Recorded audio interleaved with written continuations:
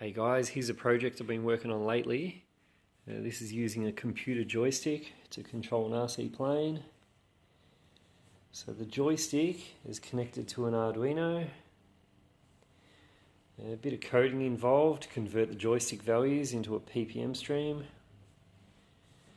Then the Arduino is connected to the radio.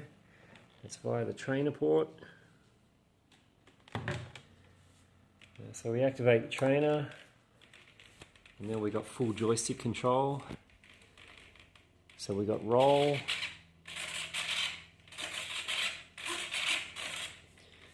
and we got pitch, and we got yaw, and the throttle too.